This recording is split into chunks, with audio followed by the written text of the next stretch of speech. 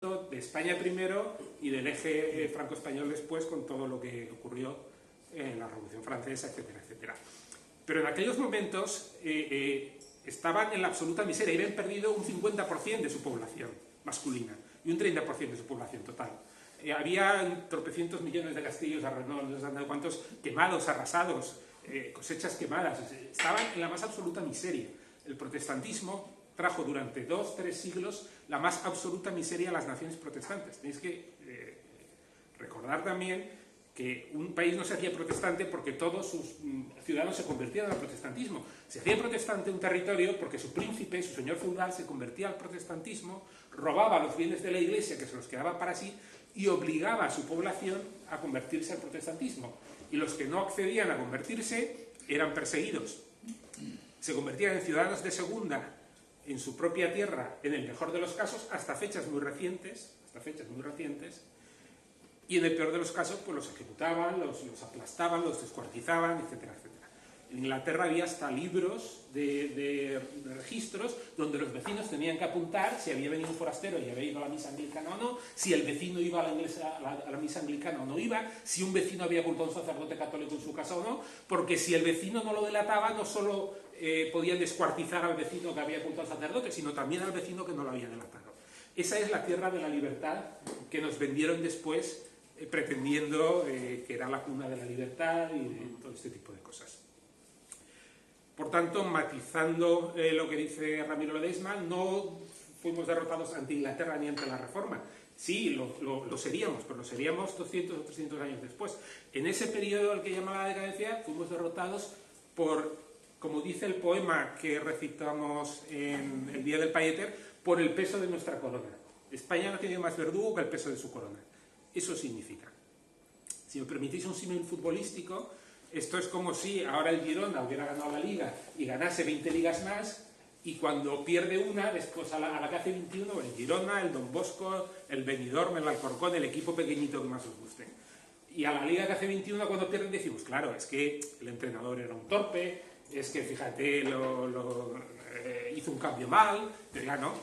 Han perdido porque el Madrid y el Barça tienen 20 veces más presupuesto. Lo raro no es que hayan perdido ahora, es que hayan estado 20 años ganando ligas contra todo pronóstico.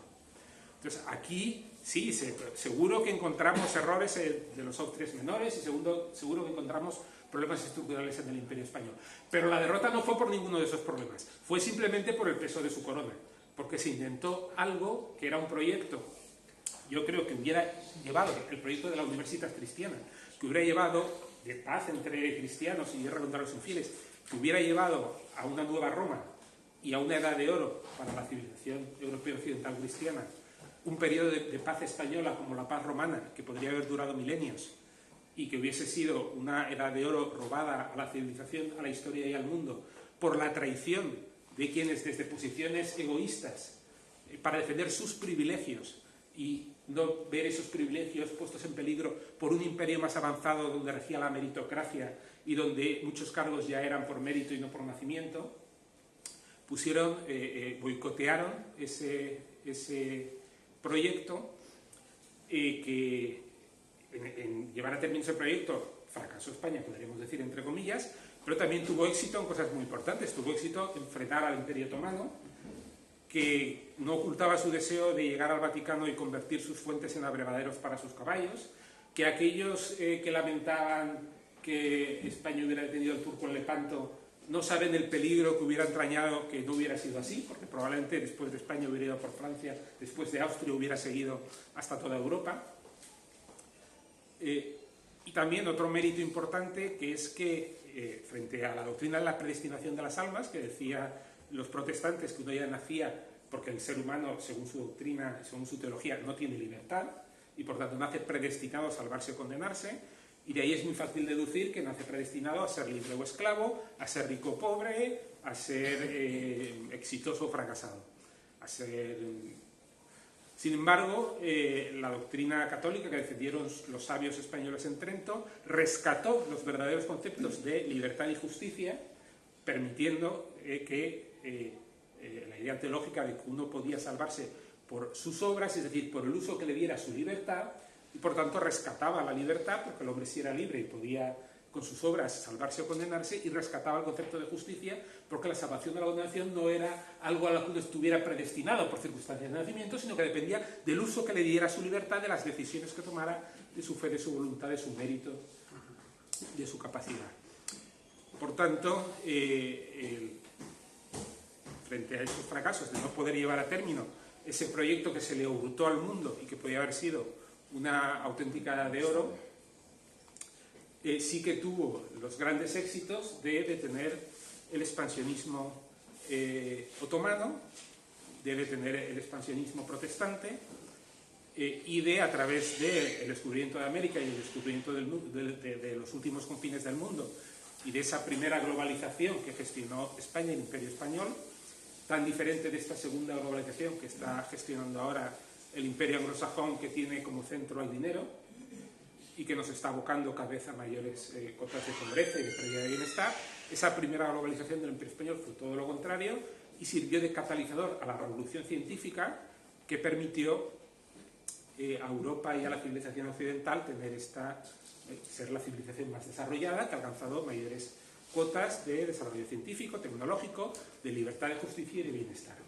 Y que ahora agoniza precisamente, que ahora está en decadencia precisamente por olvidar esas grandes ideas españolas y caer en los vicios de los que tanto presumen otros. Por tanto, y termino ya con esto, yo le doy la razón a Ramiro Ledesma. Creo que España no decayó, eso ya sería mucho después, sino que fue derrotada, pero pobre de aquel, cuidado, hay de quien cometa la acción inmoral, hay de quien cometa la bajeza, hay de quien cometa el crimen de dar la razón a los vencedores.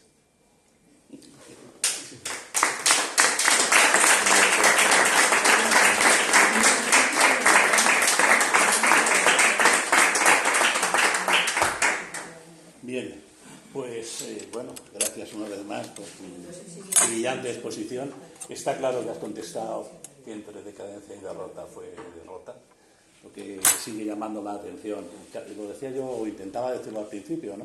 Es decir, cada vez que uno sabe más o le recuerdan más lo que fue la época esa, sorprende más todavía la falta de orgullo, la falta de presunción que tenemos, pues, de esa historia, de esa herencia y de ese tema. Bueno, el protagonista es él. Yo apelo una vez más a vuestra generosidad o vuestra caridad o lo que haga falta para conmigo. Yo voy a intentar que participemos todos, incluso él, y me vais a permitir pues que dirija un poco el tema. Entonces, bueno, pues os pido eso, que las preguntas que hagáis en la medida que podáis sean concretas y las contestaciones también. A mí me sorprende que no hayas citado el siglo XVIII ni los Borbones. Sí, porque bueno, primero me he atenido un poco a la definición esta de la Wikipedia, que habla de la segunda mitad del XVII, bueno, habla del siglo XVII, porque creo que todo lo que pasó después fue consecuencia de esa derrota. Es decir, como la pérdida de la hegemonía. La pérdida de la hegemonía, ya no somos primera potencia, además tenemos un rey que encima se muere sin descendencia, sus parientes son extranjeros, creo que lo contábamos el otro día. Yo sí creo que fue un problema que llegasen los Borbones, porque venían con una mentalidad que no era la española, pero posiblemente si hubieran venido los Austrias de Austria, hubieran tenido el mismo problema, porque tampoco fueran Austrias, tampoco era la mentalidad española, tampoco habían pasado la Reconquista, tampoco tenían esa filosofía de milicia, tampoco tenían ese concepto de misión. Y por hubiéramos tanto, seguido teniendo una guerra a muerte con Francia. hubiéramos... Llevamos ya un siglo que cada vez nos iban peor en las guerras con Francia. Derrotarlos desde Pavía y anteriores y siguientes, que los derrotábamos cada vez que nos enfrentábamos a ellos, pasamos a perder no solo batallas, sino también guerras, ya a finales del 17. Entonces, el 18 hubiera sido otro rosario de enfrentamientos sangrientos y posiblemente fracasados contra Francia, ¿no? con un rey Habsburgo. Eso es lo que quiso evitar Carlos II, al traer a extranjeros. Sin alma española, sí, pero el mal menor que se dice. Él vio como el mal menor eran los Borbones. Es cierto, sabiendo que las alternativas históricas pues eran las que eran, Pero es cierto que los Borbones traen el inicio o el primer germen de la leyenda negra dentro de España, porque viene ya con una clase dirigente que es la que en Francia elaboraría esa enciclopedia metódica diciendo que los españoles no habíamos enciclopedia de la Ilustración, sino que no habíamos aportado nada al mundo, y como además no comprendían el imperio español, porque ellos no tenían ningún imperio, pues cometieron errores en América, sobre todo más que en la península, muy graves. La expulsión de los jesuitas fue un error gravísimo en América, como lo fue también la eliminación de los juicios de residencia. Esas decisiones de Carlos III, que por lo demás pasa por ser un buen rey, era un rey espabilado, que decir, no era uno de estos que tenían un valido que decidía por ellos y tal. En Madrid le tienen aprecio porque hizo ahí muchas obras públicas y tal, no era tonto, pero venía con una mentalidad que no era la de aquí y no era capaz de gestionar esa realidad que escapaba por completo a sus capacidades. Y aquello, pues tuvo. No obstante, en el siglo XVIII España seguía viviendo en muchos aspectos mejor que Francia. En Francia del siglo XVIII hubo alrededor de 100 no sé cuántas rebeliones por hambre, la última de ellas la Revolución Francesa, pero antes hubo otras, en Inglaterra también, y aquí en España solo hubo una, lo comentamos el otro día, parecida que era el motín de Esquilache, no hubo otra. Es decir, aquí seguía habiendo mejor nivel de vida que en Francia, y no digamos en la América Española, mucho mejor nivel de vida que en Europa. Seguía habiendo aquí una inmensa actividad científica, no es verdad esto de que la Ilustración nos traía, eran los científicos y tal, y aquí no sabíamos leer ni escribir, porque como éramos católicos no nos dejaban los curas leer libros, y tal. Todo esto es mentira. Aquí había, en la Francia de la Ilustración, había índice de libros prohibidos, y había más libros prohibidos que en España. En España se leían libros que no se podían leer en Francia. Los grandes filósofos de la Ilustración no eran los más conocidos y famosos en su época. Después han reescrito la historia. El intelectual que más libros vendía y que más prestigio tenía en todo el siglo XVIII, en todo el mundo, era Benito Jerónimo Feijoo, un benedictino español. No era Voltaire, ni era Rousseau, ni era Locke, ni era Hobbes, ni era Montesquieu, ni era ninguno de estos nombres que os sonarán mucho más. Era un español. Quiero decir que en ese siglo XVIII, que pasaron todas esas cosas terribles que darían lugar al siglo XIX, que todavía fue más terrible, sin embargo España seguía mejor que muchos países en muchísimos aspectos. Disculpad por alargarme mucho. Ir levantando las manos y yo intentaré seguir el orden que tengáis. Sí, hola, buenas tardes. Hola. Una pregunta que a lo mejor es un poco extraña o difícil de contestar. ¿Por qué España no, así como Francia, los Borbones, los Austrias, tal, por qué en España nunca ha habido una dinastía, o a lo mejor eso hubiera podido facilitar que el destino de España hubiera sido distinto? Si España hubiera tenido una dinastía propia que hubiera encajado en toda la historia, o dentro de la nobleza española se hubiera podido salir de ahí una dinastía propia, ¿no? ¿Esto es algo que se ha planteado alguna vez? ¿O me lo acabo de plantear yo ahora sin que nadie lo... Esos son azares de la historia. Pero de todas maneras, en muchos países, quiero decir, los ingleses que son tan ingleses, sus familiares son alemanes, ¿no? Quiero decir, que esto pasa en más sitios de lo que nos creemos. Los daneses, los suecos, los noruegos... los suecos trajeron un rey francés. Los suecos no traído de Bonaparte. Y en Francia, en esta época hubo dos dinastías distintas, ¿no? Los Palou y los Borbones. Se odiaban entre sí, una que era la otra. La dinastía de los zares, por ejemplo, era propia de... Sí. Quiero decir, no sé si os hubiera podido...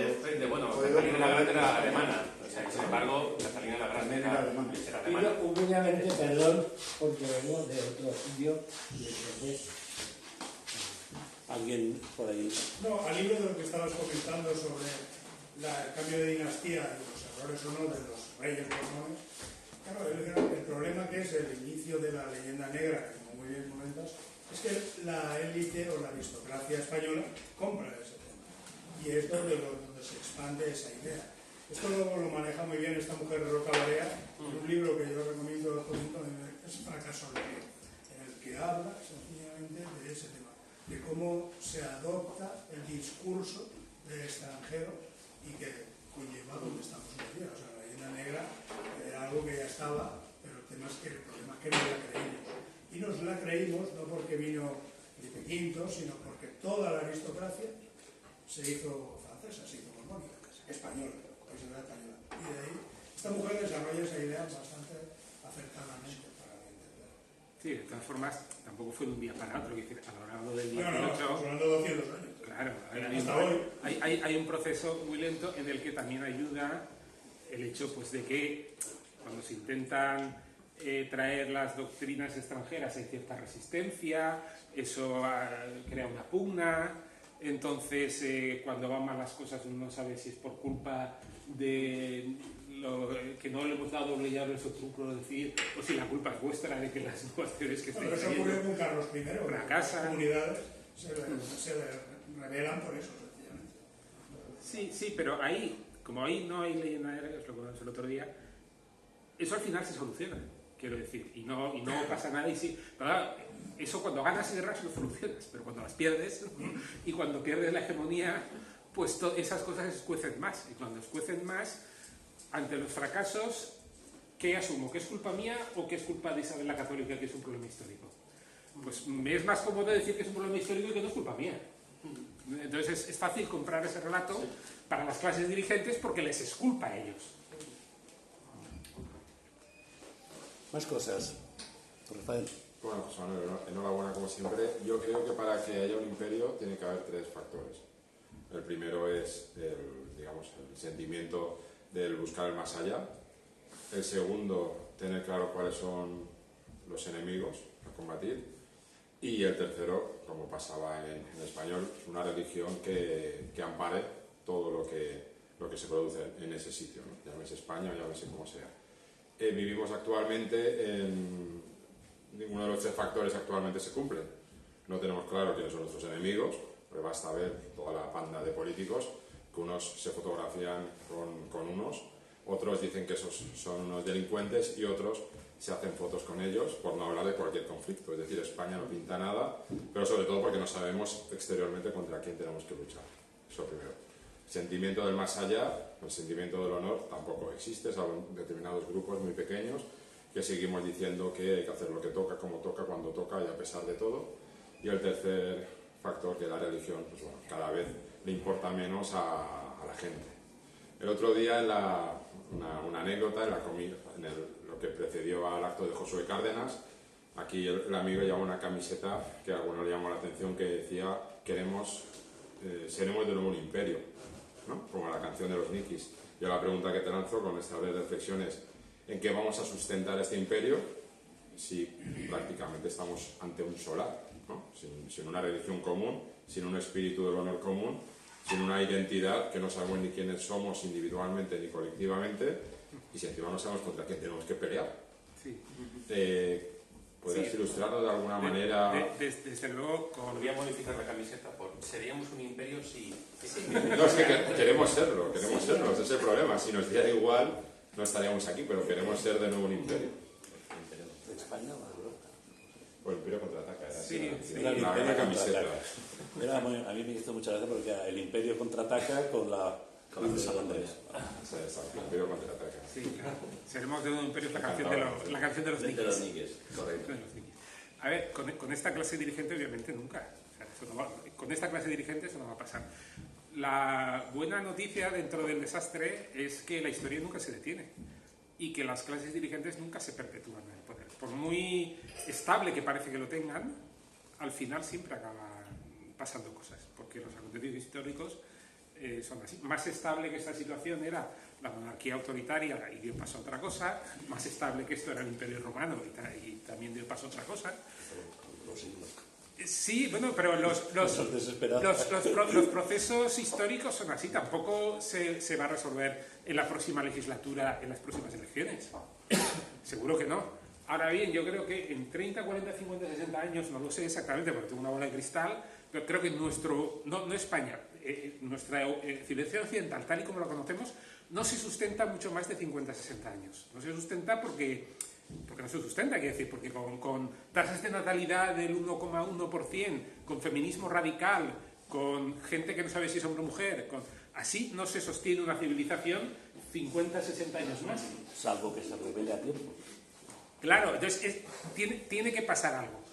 O que nos hundamos del todo y que caiga nuestra civilización, como cayó la civilización clásica, o como han caído otras, o que renazca. Son las dos únicas alternativas, es decir, no hay tres. Que esta decadencia dure eternamente, seguro que no. Ahora, tampoco será en los próximos 4 años. No será en una legislatura, que ya sé que tú no crees en las legislaturas en absoluto. Pero es decir, no va a ser de ya para allá. Pero en las próximas décadas sí se tiene que resolver de alguna ¿Pero el sustento de dónde levantar? Ni Claro, la religión, ni el honor, claro, ni enemigos comunes. Por eso nosotros tenemos que levantar esa bandera. No porque nos vayan a hacer caso y nos vaya a seguir todo el mundo, que no es así.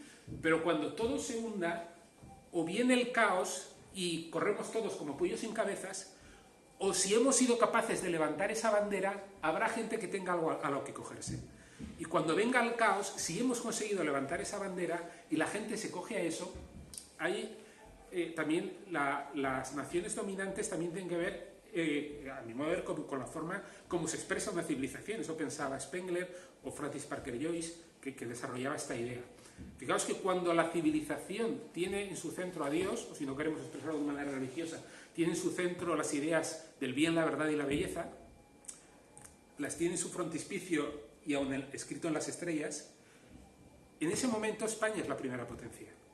Cuando esa civilización ya no tiene eso claro y tiene en el centro al hombre, pero no al hombre como portador de valores eternos, no, al hombre como un animal que ha aprendido un par de trucos más, ¿no? Entonces tiene en su centro a Francia. Es la primera potencia, tiene el rococó, el refinamiento, el no sé qué. Y cuando tiene en su centro el dinero, que es una derivación natural de lo anterior, tiene en su primera potencia es esa nación de piratas y delincuentes que era Inglaterra, o ahora, pues, Estados Unidos, que es una antigua colonia de Inglaterra, heredera de esos valores que tienen en su centro el dinero, que no conoce ni Dios, ni patria, ni moral. Bueno, si la civilización europea cristiana ha de renacer, será porque vuelva a tener en su centro a Dios, o porque vuelva a tener en su frontispicio las ideas del bien, la verdad y la belleza, como lo quieras expresar. Y si eso ocurre, yo estoy persuadido de que la propia civilización, la propia cultura llamará a España, revalorizará la historia de España, porque se verá reflejada en ella. Llamará a España a tener una posición predominante, no a lo mejor a tener un imperio en el sentido de que vayamos a conquistar el Rosellón, pero sí a tener un imperio en el sentido de participar con voz preeminente en las empresas espirituales del mundo, porque será el ejemplo de España en lo que se tendrá que basar ese renacimiento. No puede ser en otra cosa, no puede ser en los piratas ingleses asaltando barcos. Si eso ocurre, si la civilización vuelve a tener en su centro a Dios y en su frontispicio las ideas del bien, la verdad y la belleza, yo estoy convencido de que en España otra vez volverá a no ponerse el sol.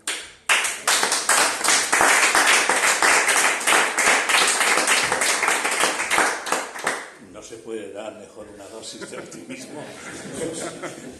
Yo se lo agradezco, he perdido un par de años.